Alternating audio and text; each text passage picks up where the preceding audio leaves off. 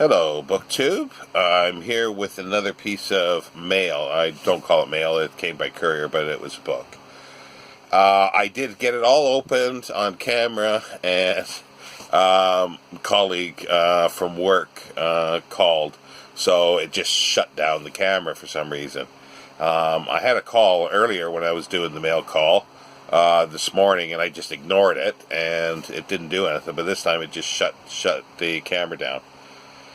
Because, we found out this afternoon that our furloughing, which should have, well, not should have, but it was given for 3 weeks, so Friday could have been the going back to work date, but now it's set for another 3 weeks, and I think it's going to be longer because they're going to phase people back into work.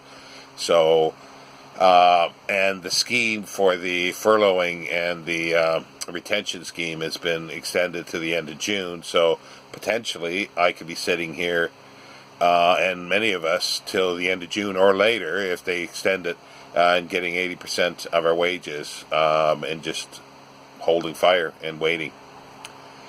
But anyway, there was 2 reasons that I decided to do the another video here. Was because I got the other piece of post, the courier, and I also there was a few comments from the other one about the Osbert Sitwell autobiography set, because I did ask if anybody wanted to see it more. So I thought I'd show that off in a few other books that I have of his.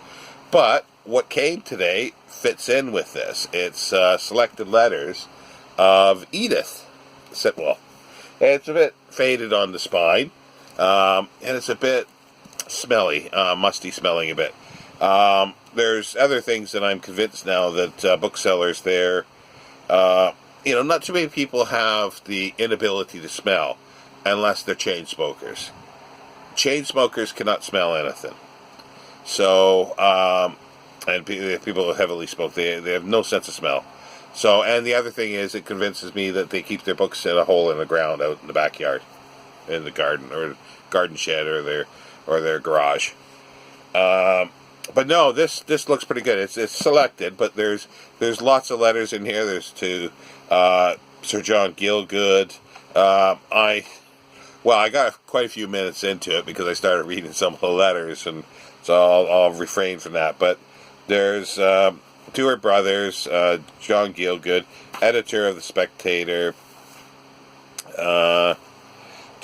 Bigger names. Catherine Ann Porter mentioned the Pale Horse, Pale Rider short story in the pandemic 1918. There's other writers. Just trying to see, I forget now who sort of all else. I keep saying John Collier. There was Stephen Spender I saw earlier, and Gertrude Stein, Arthur Waugh, Eva Waugh's brother, just a whole raft. So that should be fun. I've read some of her letters in the past, and when I saw this, as I say, what I did was when I got those 3 autobiography books, I go, oh, great! I want to reread this. And reread in the sense that I'd only read 2 volumes in the past a long time ago, and I enjoyed them. I think it was Volume 1 and possibly Volume 4, and I enjoyed those. That's all I had, and I never ever pursued getting the set ever again. And I thought, well, here's a good prompt for me to do that. And while I was searching for that, obviously other things came up, and this was less than a $5, so there we go. It became mine. As well as this one, which was only £2 with shipping. It's a second printing. It's a bit tarnished, but it's got that nice cover, and that's what sort of did for me. It says an evocation of extravagant episodes, as tales my father taught me. It's basically essays, as far as I can tell. It's a collection of essays strung together.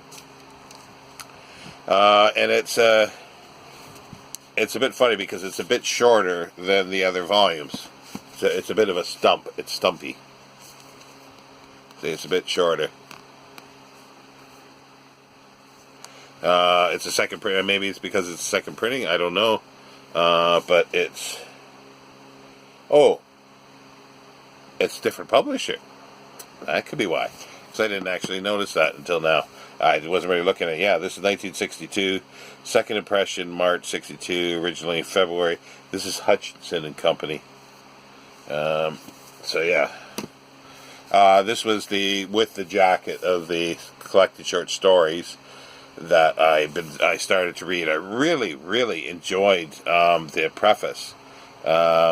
It's him talking about how he writes a short story and why he started writing short stories. And it was just I thought it was really good. And there's so many things like this, like prefaces to books or introductions that writers do or writers did for other writers, that to collect all that kind of stuff in order to read it is just insane, because they did sets like Andrew Lang did a set of Sir Walter Scott, which I'd love to read the introductions to. He did Dickens, and everybody's done everything. Edmund Goss did stuff, and it would be so nice to read the introductions and without having 10 sets of somebody's books. And yes, I know I can go on to Gutenberg and archive.org, which I'm going to have to, because they are small pieces when I get around to looking for some of these. But I do enjoy his writing. I haven't had too much of it here in the UK, Arthur Sitwell. I mostly read his fiction back in Canada. I picked up a slim little volume here of a little novelette, which I really, really enjoyed. But again, I just didn't see anything else, and for some reason I just never went online I didn't have the push to go online to look for stuff until now. This was one that I got at the local bookshop. It could have been the last book haul that I did from the bookshop before the lockdown. It's Batsford, it's Spain, and it's just they're lovely, lovely covers. And I've got two more of these. He did Netherlands and another one. I think there's two coming, maybe just the one. Netherlands. Oh, and Portugal. I think I've got Netherlands and Portugal coming. And it just goes to the collection. This is published second edition, 1951. Originally 1950. By B.T. Batsford, and it's got an El Greco frontispiece, which is fantastic. Now to the 5-volume autobiography or memoirs. The overall title is Left Hand, Right Hand, and the first volume is called The Cruel Month. Was first published in 1945. The books, all of the books, as far as I can tell, I'm going to have to do a little more research to be 100% sure, but I'm not too concerned. But I believe they're all first editions by Macmillan and Company. And there's wee Osbert at 3 years old for the frontispiece. When I say the book is the first edition, but look at the back of the jacket. It lists all of them. They weren't all written together, so that's not a first. Well, the book is, but the jacket isn't. Take the jacket off, and there's still another jacket underneath it. It's in rough shape, and it lists other books, and it doesn't say anything on the flap either of other volumes, other than saying this is the first of the autobiography, and it's handprints, and it says first edition. Somebody's written on it there, but somebody came along at some point and found a nicer jacket, but for a later printing. What printing, I'm not sure, because it's got a different sticker price over originally 21 shillings and a sticker price of 25 shillings. So, and it lists them all, so it's probably a few printings down the line. And the other thing that's interesting is there is a there is a watermark on the jacket, which I only noticed it when I was holding it up to the light. And it says parchment something, and I couldn't make out the other word, just along the edge of the flaps. Which I've never actually looked for that kind of thing on a dust jacket before. It was just happenstance that I saw it. But I don't know if that was a common thing. Jason Harrigan would probably know that because he collects the paper watermarks, so he might be more familiar with that than I. I'm not familiar with it at all, so anybody with any further knowledge is definitely more familiar than me. Volume 2 is very similar. It's got the 2 dust jackets, but the original dust jacket is in better condition. And this one, again, has the 21 shilling price on it, but it also says at the top, volume whatever, an autobiography of Osbert Sitwell, which the original flap did not have. And it lists 4 of them on the back on this time, so it's a mismatch of jackets, but they are all first, as far as I can tell. This is 1946, called The Scarlet Tree, Volume 2. And then there's Osbert at 9 and his brother Sackville at 4. So Osbert at 9 and Sackville at 4. Then 3 was one I didn't have, so that came this morning. And it's quite nice. It's got some wrinkling around the edges, but it's in a Mylar protector. And it's got a card slipped in it, which I cannot read the writing at all. It looks like a greeting card that somebody would leave, coming for tea or something. It's right there, but I can't make out the writing other than the printing of Carolyn King. And then there's XXX. This is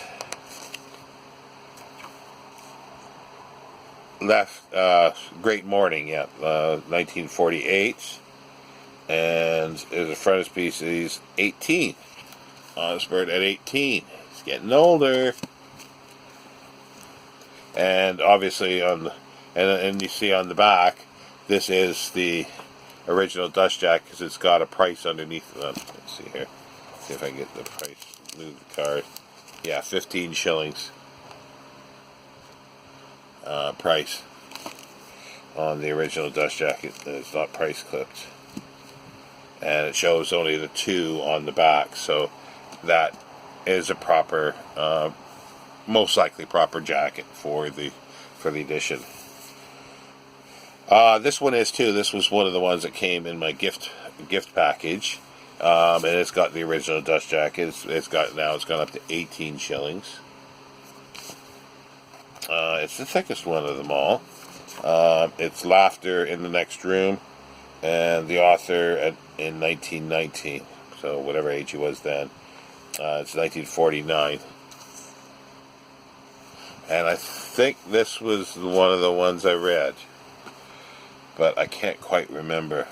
And then the last volume is also 2 that I received today, Noble Essences, or Courteous Revelations.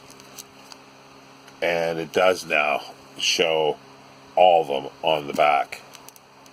And it's 21 shillings, so it matches up that those dust jackets are probably contemporary with the publication of this, 1950. And there he is at the upper terrace at Renishaw, the sort of hereditary house. Just a small little place he has in the back, doesn't he? But this is a book of characters. It's not so much autobiographical for him. He writes about other authors. He's got Sir Edmund Gosse, Ronald Furbank, Wilfred Owen, Gabriel D'Annunzio, Ada Leverson, Walter Richard Sickhart, the artist, W.H. Davies, Violet Gordon Woodhouse, Rex Whistler, Arnold Benton, and he's got colophone here, so I'm not sure what